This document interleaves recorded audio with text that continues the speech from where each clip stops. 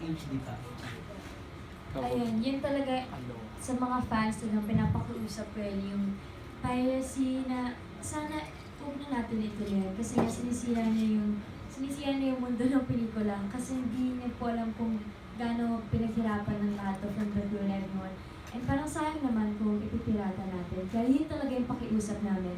Sana wag po talaga. Sana magbigay sila ng oras to watch it sa sinihan. Kasi we promise you na it's really worth watching po.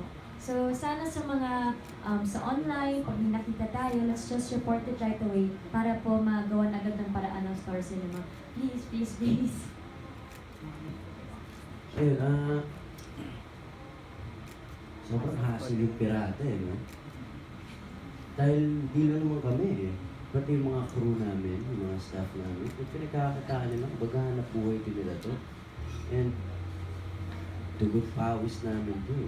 Diba? I mean, ito yung business namin. So, I mean, nating lahat.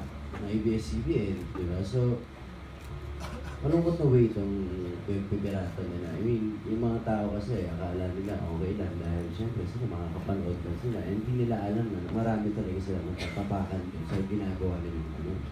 And I think huwag natin i-tolerate yung ganung bagay. Kung may makita man tayo, i-report na kaagad natin, di ba? Kahit sino man yun sa katabi mo sa sinehan, sabihan mo. Dahil I think hindi siya magandang gawa.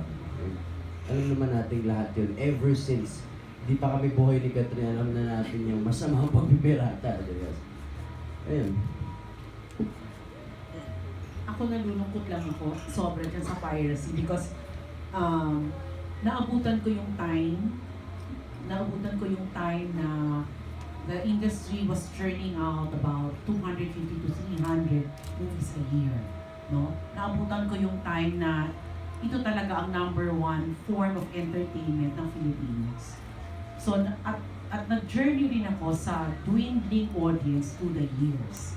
So, nakita ko kung paano humina ang pelikula, kung paano na yung audience nahihirapan ng pumunta at panoorin sa sine ang mga sine.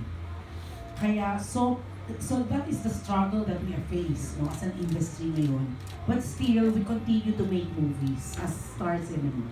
Kaya sobra kong ikinalulungkot na bukod sa economy, bukod sa other forms of sprouting other forms of entertainment na kakompetensya namin, kakompetensya pa namin ang piracy.